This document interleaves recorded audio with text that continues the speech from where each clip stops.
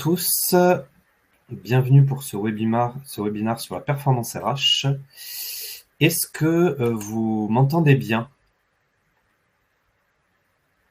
Est-ce que quelqu'un peut écrire dans le chat si vous m'entendez bien et si vous voyez bien mon écran?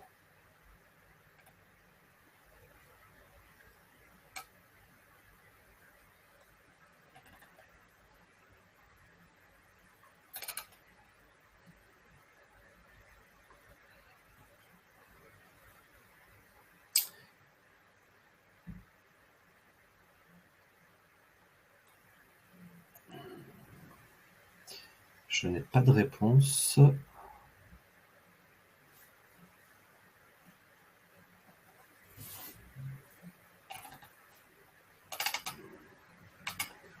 Donc n'hésitez pas à utiliser le chat qui se trouve sur la partie droite. Vous avez la possibilité aussi de mettre le contenu en plein écran. Sur la gauche, vous avez deux petites flèches qui se tournent le dos et qui vous permettent de voir les éléments en plein écran.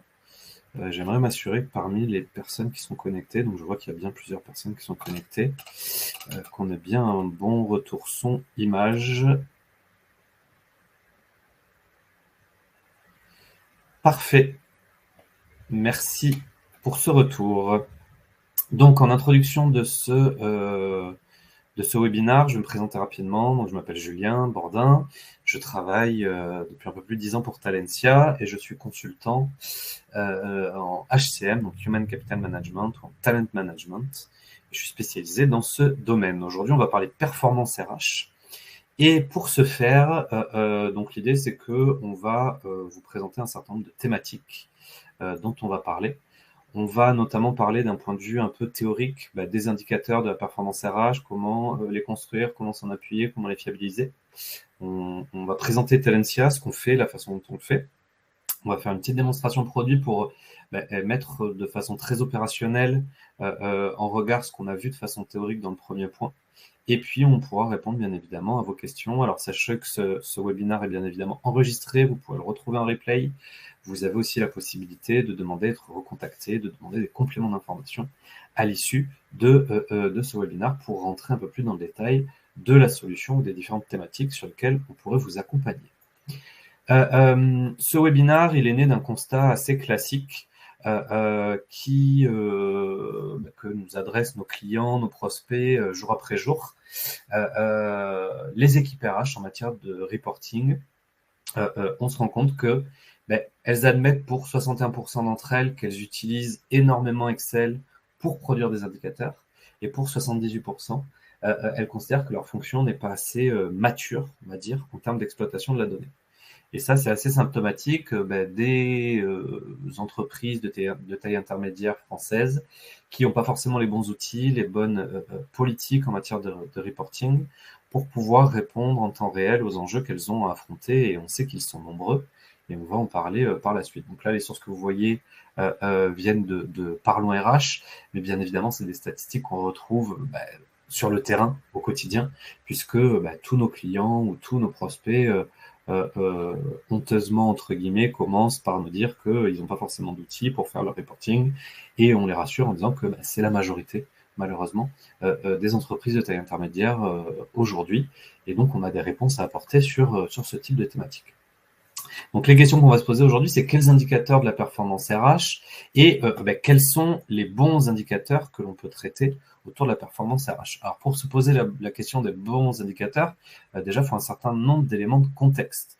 Déjà on est dans un contexte où aujourd'hui on va de crise en crise, qu'on parle de crise sanitaire, de crise économique, de subprime, etc., qui complexifie tout l'écosystème dans lequel on évolue, qui amène de la complexité croissance dans les processus RH, dans les procédures, avec les outils divers et variés, avec une inflation de volume de données, qui fait que les DRH se creusent un peu la tête pour mettre en place le reporting qui va bien. Et quand on va parler de bons indicateurs de performance, une des premières questions qu'on va se poser, c'est du reporting pour qui? Est-ce que c'est du reporting pour les utilisateurs RH? Est-ce que c'est du reporting pour les managers? Est-ce que c'est du reporting pour les actionnaires, pour les salariés, pour les candidats en termes de marque employeur? Bref, il n'y a pas un reporting RH, il y a des reporting RH avec des auditoires un peu différents. Et en fonction de ces auditoires, on va mesurer un certain nombre d'éléments, on va mettre des dispositifs en place qui seront divers et variés. Donc ça, c'est un premier sujet qui est important en introduction, c'est que le reporting, il ne se construit pas de la même façon en fonction de la population et de l'audience qu'on va adresser. Deuxième élément important, c'est qu'il y a plusieurs niveaux de pilotage en termes d'indicateurs. Alors, parmi ces différents niveaux de pilotage, ici, on peut les classer en 3 grandes catégories. Le pilotage légal ou pilotage opérationnel, qui a pour vocation à vérifier que les obligations légales administratives sont bien remplies et que les règles de gestion sont bien appliquées.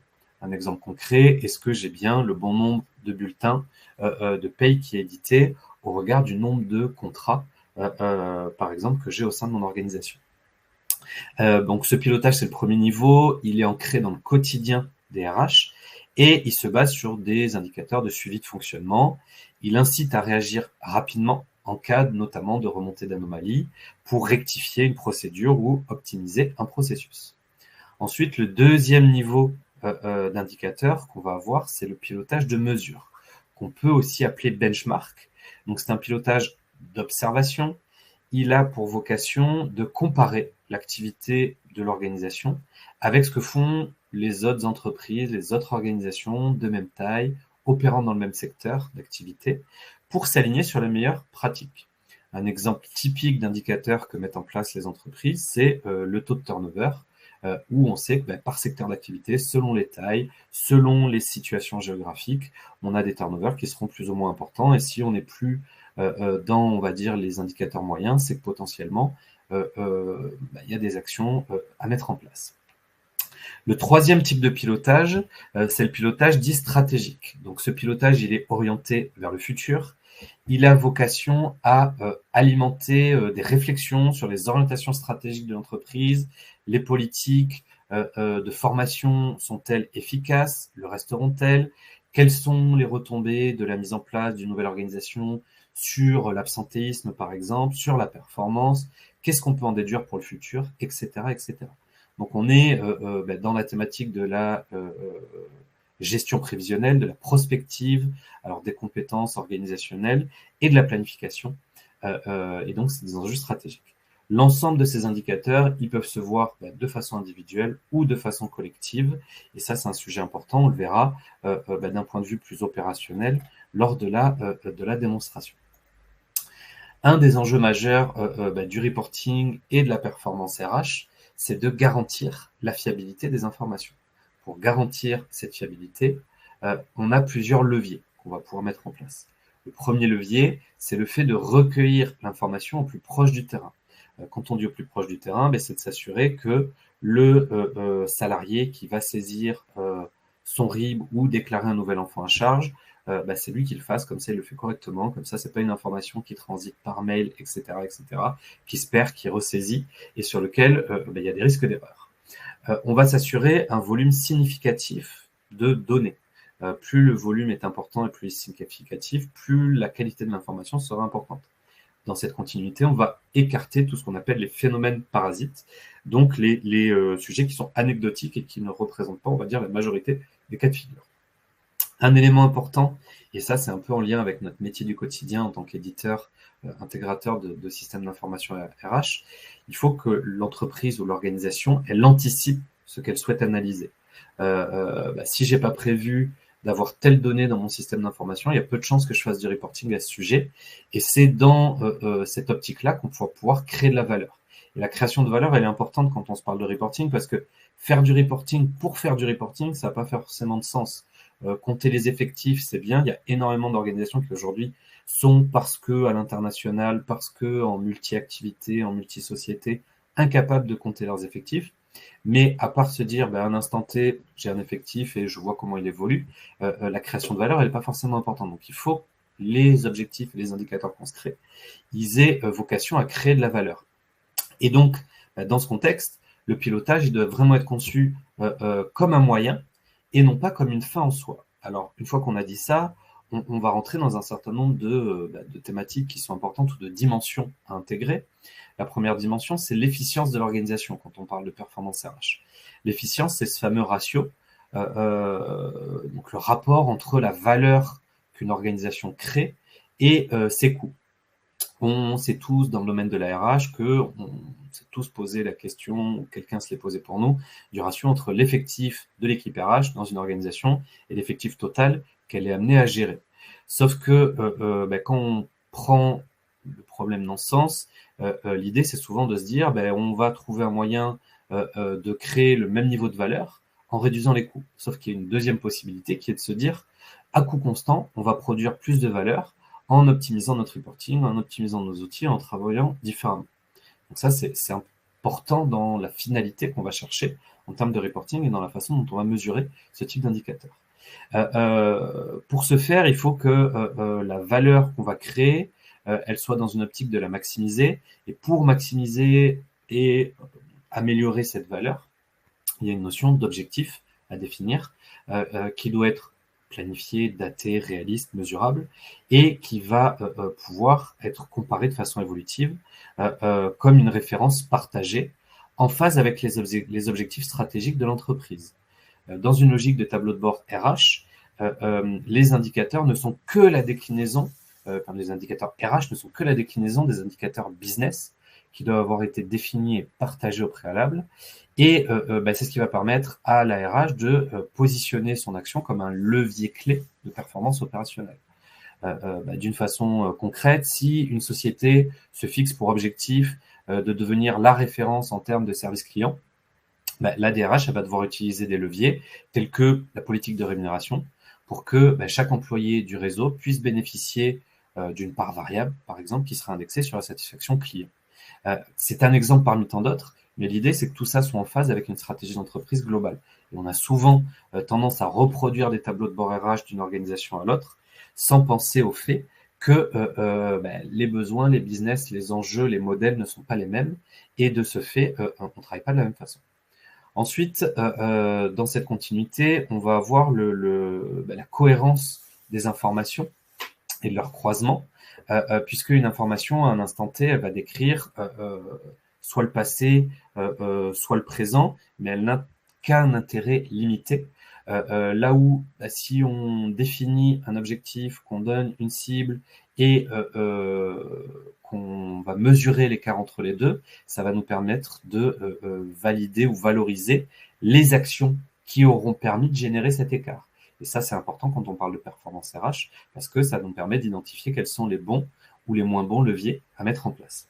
Et tout ça, c'est à pondérer par notamment l'écoute sociale, et on le verra notamment dans le cadre de la démonstration produit, puisque cette écoute sociale va nous permettre, entre autres via du feedback collaborateur, de pondérer des chiffres qui ne sont que des analyses souvent très collectives à un instant T. Dans la pratique, comment ça se passe ? Dans la pratique, ce qu'on constate au quotidien, c'est qu'il y a trop peu d'informations sur l'efficacité des processus RH qui sont mis en place, que les indicateurs sont souvent très ou trop focalisés sur l'activité en elle-même et qu'il y a peu de prise de recul qui est faite. Et on est souvent dans l'impossibilité de statuer, notamment sur l'élévation du niveau de compétence des collaborateurs, puisque quand on parle de performance RH, on parle de lien avec le business, et je le rappelle bien évidemment, on a beau valoriser une entreprise sur ses résultats financiers, le cœur de l'activité des entreprises, c'est souvent des hommes et des femmes qui travaillent derrière avec un capital humain qui est pas valorisé dans un bilan, un compte de résultats. On parle de masse salariale, mais il y a de la vraie valeur derrière la compétence, bien évidemment, qu'on a tendance à oublier ou qu'on n'a pas tendance à valoriser, en tout cas de façon chiffrée. Dans ce contexte-là, la qualité et la performance RH sont, comme on l'a dit trop souvent, mis de côté, alors qu'il y a des normes qui incitent bien évidemment à travailler sur ce sujet. Je prends par exemple une norme bien connue, la norme ISO 9001.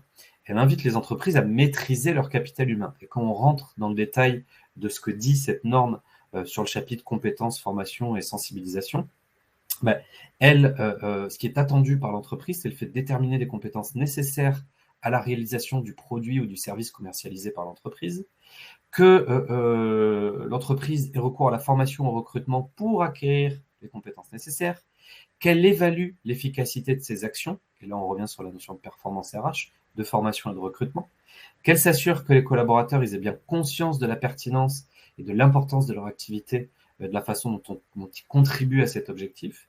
Et l'idée, c'est de consigner, conserver, piloter l'ensemble de ces données. Donc, une fois qu'on a dressé ce tableau, l'idée, c'est comment on va répondre à ces différents enjeux et comment, de façon opérationnelle, Talentia, potentiellement, peut accompagner les entreprises sur ces thématiques. Alors déjà, qui sommes-nous, Talentia? Parce qu'avant de parler de ce qu'on fait, peut-être en quelques mots se présenter.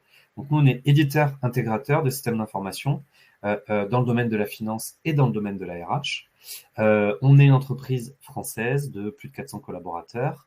On fait un peu moins de 60 millions d'euros de chiffre d'affaires et on réinvestit 15% de nos revenus en recherche et développement. Ça, c'est un sujet important parce que tous les indicateurs que vous allez voir font partie des évolutions sur lesquelles on a travaillé et au fur et à mesure qu'on a gagné de l'argent, on l'a réinvesti dans la solution pour pouvoir notamment livrer des indicateurs orientés utilisateurs et des outils de performance et de pilotage à forte valeur ajoutée et collaboratif pour nos clients.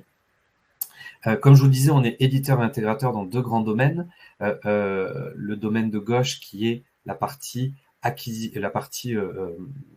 RH dont on va parler aujourd'hui, et le domaine de droite qui est la partie finance, dont je m'abstiendrai de parler puisque c'est pas ma thématique de prédilection, mais sachez qu'on est dans les 2 domaines d'activité.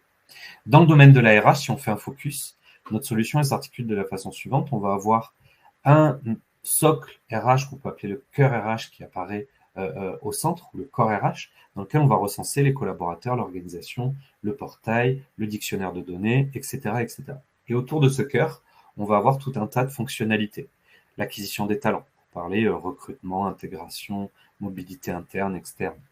La formation, le développement, tout ce qui est performance, compétences, objectifs, feedback, tout ce qui est carrière, talent, succession, les matrices Ninebox, etc., etc., la rémunération.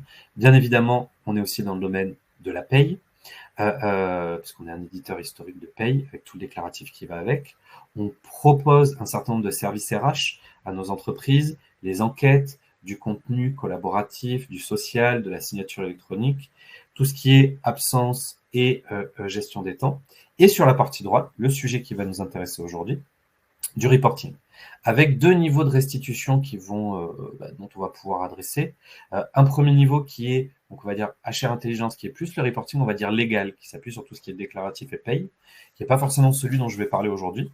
Et on a tout ce qui est advanced reporting, qui est le reporting qu'on va avoir sur toutes les thématiques transverses de gestion administrative et développement des talents au sens large. Et c'est celui sur lequel on va mettre le doigt en termes de démonstration dans la solution, sachant que la vocation de notre solution, c'est de pouvoir, on va dire, couvrir l'expérience utilisateur et la digitalisation de bout en bout dans le parcours qu'un salarié peut avoir au sein de l'organisation depuis son arrivée jusqu'à son départ. Alors ça passe par la candidature, le process de sélection, le pré-boarding, le contrat de travail, la rémunération, la paye, la formation, les entretiens, etc., etc. Donc, on va couvrir tous ces enjeux.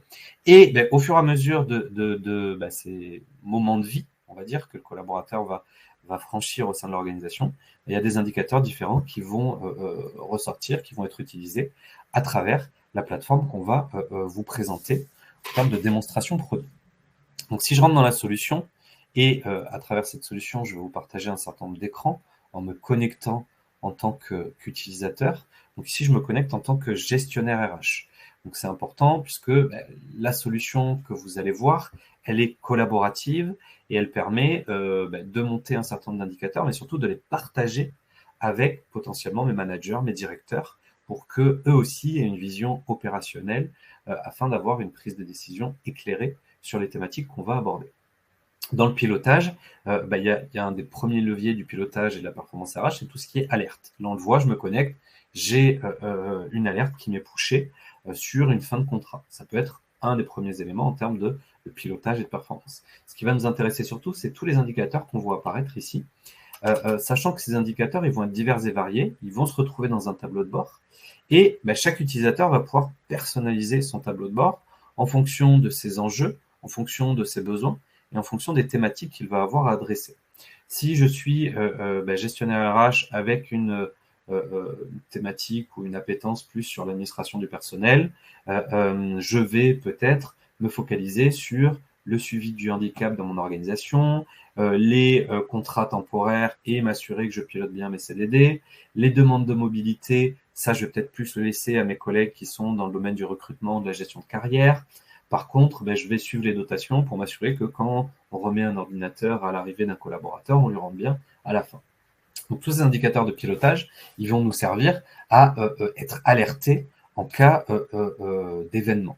Alors parmi ces alertes, ce qui est important, c'est que l'ensemble de ces indicateurs, ils s'appuient sur une bibliothèque qui vont couvrir l'ensemble des thématiques que l'on a évoquées sur slide préalablement. Et ces thématiques, on va parler de paye, on va parler d'effectifs, on va parler de temps, de performance, de révision salariale, etc. Donc l'ensemble des modules et des fonctionnalités vont pouvoir être adressés à travers ce reporting. Et ce qui est intéressant, c'est que je peux m'appuyer sur la bibliothèque d'indicateurs, sachant que je vais aller sélectionner un indicateur et l'afficher dans mon tableau de bord. Mais on a beau, en tant qu'éditeur, livrer 100 indicateurs ou 150 indicateurs, vous, en tant que gestionnaire RH, vous aurez toujours besoin du 101e ou du 151e, et vous en aurez toujours besoin pour avant-hier. Donc l'idée, c'est que vous soyez aussi autonome pour créer vous-même vos indicateurs. Et sachant que ces indicateurs, ils vont être divers et variés en fonction de vos besoins. Ça peut être des compteurs, ça peut être des tableaux croisés dynamiques, ça peut être des graphiques, tels que vous voyez apparaître ici au niveau de l'écran. Et donc ces indicateurs, on n'est pas simplement sur des beaux graphiques, on est sur des indicateurs dans lesquels il y a de la matière. Pour créer un indicateur, ici, si je prends celui-ci qui apparaît, qui est le pourcentage de femmes dans l'organisation, j'ai un petit stylo, j'ai déjà créé cet indicateur, mais simplement pour vous montrer que cet indicateur, il a vocation à être entre les mains des utilisateurs et que là aussi, on parle de performance RH, et l'idée, c'est que les RH soient autonomes pour créer ces indicateurs. Je le rappelle, c'est un sujet qui est extrêmement important à nos yeux. Donc ici, parmi les différentes étapes que l'utilisateur va suivre pour gérer les indicateurs, le première étape, ça va être le fait de définir les paramétrages de base, à savoir à qui je diffuse cet indicateur, est-ce qu'on parle de personnes, est-ce qu'on parle de contrat, est-ce qu'on parle de formation, d'entretien, quels sont les critères qu'on va utiliser si les données veulent bien s'afficher. Donc les critères, ça va être de dire l'indicateur, je veux le voir à la date d'aujourd'hui. Donc là, c'est le filtre qui a été mis en place. Ça va être de dire quels sont les résultats détaillés sur lesquels je m'appuie. Donc quand je clique sur l'indicateur, où est-ce que j'arrive? Donc là, ça va être sur la liste des femmes. Ça va être notamment les seuils qui nous permettent de dire que cet indicateur, de façon totalement arbitraire, s'il est compris entre 41 et 59% de femmes dans l'organisation, il apparaît en vert. S'il est en dessous ou il est au-dessus, j'estime que ce n'est pas un système paritaire et donc il apparaît en rouge. Et c'est le cas de mon indicateur ici qui me sert d'alerte visuelle afin de mener ou d'inciter le gestionnaire RH et de le pousser à l'action. Donc, quand on parle de pousser à l'action, l'idée, c'est que ces indicateurs, on va pouvoir les décliner sur différentes thématiques. Je prends l'exemple du pilotage des effectifs. En termes de suivi et de pilotage des effectifs, ici, on va avoir la possibilité de visualiser notamment un tableau de bord dans lequel on va avoir une ligne de temps, parce que tous les indicateurs, il faut qu'ils soient datés, il faut qu'on les ait à un instant T afin de suivre leur avancement et leur évolution. On va retrouver les effectifs théoriques prévus. On va retrouver ici un tableau croisé dynamique, alors qui est assez riche puisqu'il reprend l'ensemble des sociétés et des établissements du groupe avec le compteur des effectifs par entité. Et ici, je vais pouvoir me positionner sur n'importe quelle structure, qu'on parle de structure analytique, organisationnelle, structure emploi, structure fonctionnelle, etc., etc. Et je vais ici me dire, je me positionne sur une structure organisationnelle. Et dans le cadre de cette structure organisationnelle, je vais pouvoir dire, je me positionne ici sur une entité dans laquelle je souhaite pour cette entité me positionner sur un département, un service, etc. Et en fonction de l'entité que je vais sélectionner, par exemple ici sur ma plateforme logistique, je vais pouvoir avoir un reporting qui va comparer les effectifs théoriques pour ma plateforme logistique et mes effectifs réels, donc le nombre de personnes qui sont en poste. Et ici, donc le compteur est recalculé en temps réel sur la base du filtre. Et ici, je vais avoir un effectif prévu qui potentiellement va être différent un effectif réel qui va être différent de l'effectif prévu, ce qui va peut-être m'inciter à créer une demande de recrutement, une demande d'ouverture de poste. Et donc, je fais le lien entre mon effectif et les actions RH. Ce qui va être intéressant, c'est que ça va me permettre, ce type d'écart, de lancer un certain nombre de processus et que ces processus, je vais pouvoir les piloter. Ici, on a un tableau de bord qui nous permet de suivre l'ensemble des processus RH, alors mois après mois, et on va avoir des processus de type gestion administrative, de type développement, de type compétences, de type recueil de besoins de la formation, entretien, et l'ensemble de ces processus, ils vont apparaître sous forme de code couleur avec les processus en cours, les processus finalisés, qui vont me permettre, en tant que gestionnaire RH, de mesurer l'avancement de cette performance et de mesurer le fait que est-ce que les campagnes d'entretien réglementaires, par exemple les entretiens professionnels, ils ont bien été réalisés ou pas, et auquel cas, je fais des relances, je fais des actions correctives, je mets en place des délégations si tel manager est absent, etc. etc. Donc c'est important de toujours, on a parlé en introduction de datation des indicateurs, de toujours pouvoir mettre au regard d'une date le suivi et le pilotage de ces différents indicateurs. Parmi les autres indicateurs de mesure importants, on a parlé d'effectifs, qui peut générer une demande de recrutement. Une demande de recrutement, ça va générer des plans d'intégration. Et dans le cadre des plans d'intégration, il va être important de pouvoir mesurer l'avancement des processus d'intégration. Et les indicateurs, on y revient, ils peuvent être individuels ou collectifs. On a vu tout un tas d'indicateurs collectifs qui sont bien parce qu'ils me permettent d'avoir une vision complète et transverse d'un certain nombre de sujets, mais c'est aussi important individuellement d'en avoir une vision à travers laquelle je vois toutes les personnes qui sont en cours d'intégration dans mon organisation, et pour chacune d'entre elles, je vois le pourcentage de complétude du plan d'intégration ou du process de onboarding, et je vois où on en est sur les différentes actions. Et ce qui est intéressant, c'est que pour chacun des collaborateurs, individuellement, je peux voir les activités qui ont été faites et celles qui sont toujours en cours de réalisation via un petit carrousel qui me permet de naviguer directement dans le dossier collaborateur. Ce type d'indicateur qu'on voit pour le onboarding à ce niveau-là, on va retrouver le même, par exemple ici, mais avec un profil qu'on appelle 360 degrés, qui nous permet d'avoir une vue globale, donc une fois de plus datée. Je peux me positionner à n'importe quel moment dans le temps. Ah, excusez-moi, j'étais déconnecté. Je me reconnecte. Ici, me permettre de me positionner à un moment dans le temps et de voir par exemple la rémunération du collaborateur, son ancienneté, des notions d'absentéisme, de présentéisme, des notions de radar d'adéquation entre le niveau attendu de compétences en bleu et le niveau évalué, ce qui va me permettre de travailler notamment en termes de performance RH sur des aires de mobilité, des plans de succession, etc. La performance individuelle, l'atteinte d'objectifs selon ce qui aurait été fixé, la rémunération potentiellement de ces objectifs, tout ce qui est formation, etc. Et un indicateur qui est important ici, c'est les feedbacks. Et les feedbacks, ils sont assez intéressants parce qu'on va pouvoir avoir des feedbacks reçus et des feedbacks envoyés. Et là aussi, tout à l'heure, on parlait d'écoute sociale, le fait d'écouter les collaborateurs, leurs feedbacks, ce qu'ils ont à dire, les uns sur les autres, au sujet des process, au sujet de tout un tas de thématiques, ça va être important parce qu'on va mesurer différents éléments. C'est-à-dire qu'un collaborateur qui va recevoir un certain nombre de feedbacks, potentiellement, ça va permettre à son manager d'avoir une meilleure vision de ses activités si jamais son manager n'est pas avec lui au quotidien. Mais un collaborateur qui fait régulièrement des feedbacks auprès de ses autres collègues, on va pouvoir mesurer notamment son engagement et non plus sa performance. Donc là aussi, il n'y a pas que la performance RH, il y a aussi l'engagement qui est un vecteur important de mesure qui nous emmène une fois de plus à la performance RH.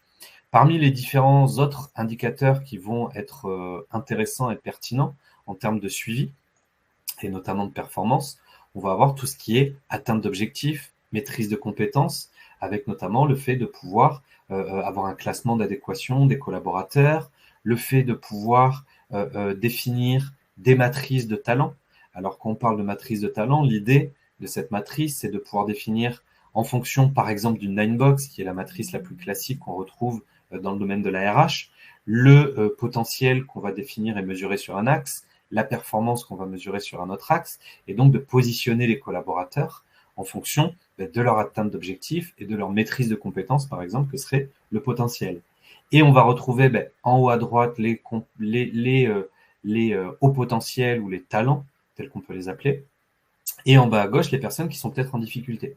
Et ce qui est intéressant dans ce type de matrice, si on reprend ce qu'on a vu de façon théorique avant, c'est le fait de mesurer l'évolution de la matrice dans le temps, de mesurer une matrice aujourd'hui versus la matrice l'année précédente et il y a 2 ans, ce qui va nous permettre de mettre en place des actions, par exemple des actions de rétention pour les hauts potentiels pour éviter qu'ils partent à la concurrence, mais peut-être des actions d'accompagnement pour les personnes qui sont en difficulté. Pourquoi elles sont en difficulté? Est-ce qu'elles sont à la bonne place dans l'organisation? Est-ce qu'elles ont besoin d'un accompagnement, de formation, de développement des compétences, etc., etc. Et donc l'idée, c'est d'accompagner les collaborateurs en fonction de leur positionnement au sein de cette matrice pour pouvoir les aider à se développer grâce à ce type d'indicateurs. Parmi les autres indicateurs qui vont aussi être intéressants, on parlait tout à l'heure en introduction d'indicateurs de pilotage ou d'indicateurs plus légaux notamment.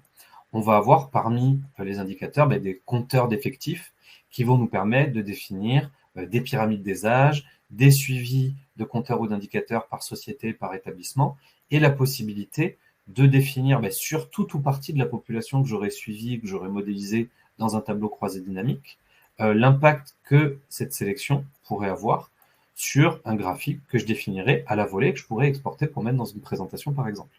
Donc là aussi, on parle de performance RH, mais ce type d'outil aide les RH à être plus performants dans la modélisation de leurs indicateurs notamment. Alors ce que vous avez vu ici, ça se décline sur tout un tas de thématiques. On va pouvoir en parler notamment dans le domaine de la formation, des entretiens, des habilitations, des certifications.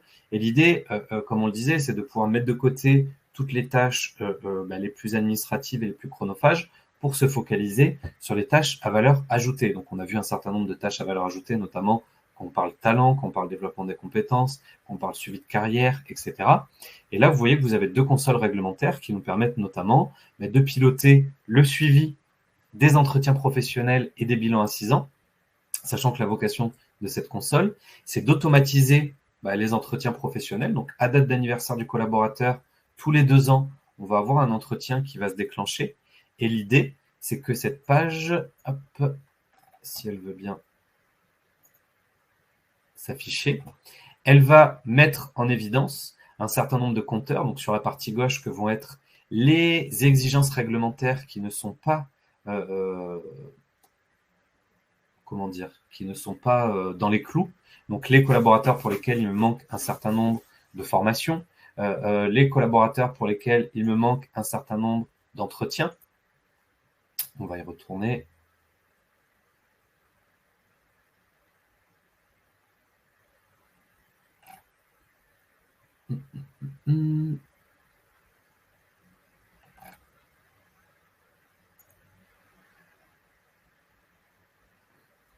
Donc ici, on a des compteurs qui vont se mettre à jour en temps réel, qui vont me permettre de voir les collaborateurs pour lesquels il manque des entretiens professionnels, des bilans à 6 ans, des formations non réglementaires.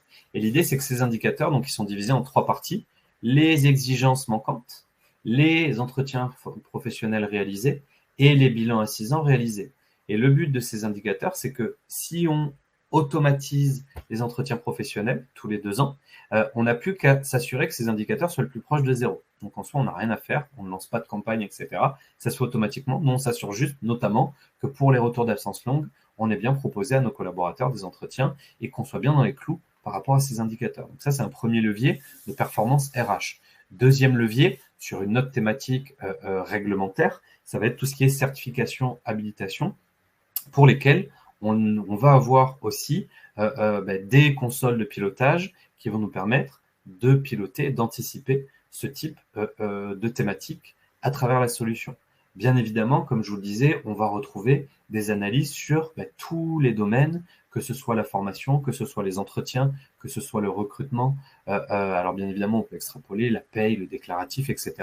Et l'idée, c'est que ces indicateurs de pilotage RH soient des vrais leviers de performance qui accompagnent les organisations, notamment, on va le voir apparaître à l'écran ici, dans le suivi des budgets, etc., etc., etc., à travers des indicateurs comparatifs entre un budget au moment où je crée mon plan de formation, au moment où je vais créer mes sessions avec l'inscription de mes collaborateurs, et je vais piloter la réalisation des sessions sur la base d'un comparatif qui va pouvoir se faire tel qu'on va le voir apparaître à l'écran.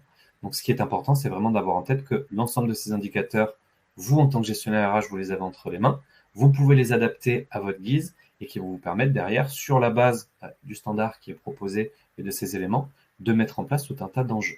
Donc, quelles que soient les fonctionnalités, les outils, l'idée, c'est vraiment de pouvoir anticiper ce dont on a besoin pour pouvoir répondre à ce type d'enjeu.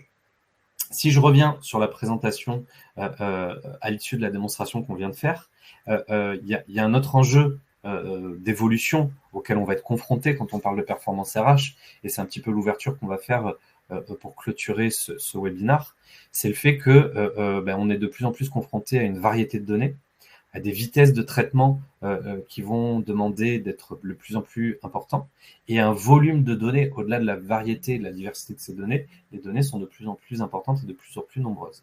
Et ce qui fait qu'on va tendre vers du big data, de l'analyse prédictive, tout en ayant des contraintes telles que le RGPD, qui fait que on ne peut pas utiliser n'importe quelle donnée, n'importe comment, et on a tout un tas de notions qui ont été légiférées pour pouvoir sécuriser aussi le droit des données des salariés et des citoyens au sens large.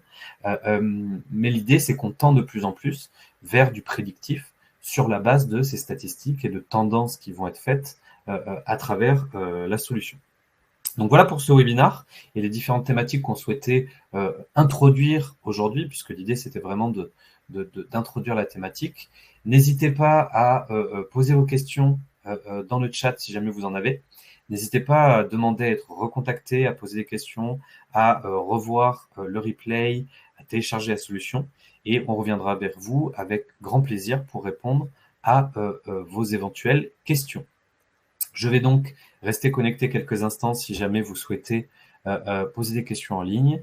Et sinon, je vous souhaite une excellente journée et je vous dis à très bientôt pour creuser ces différentes thématiques si vous le souhaitez.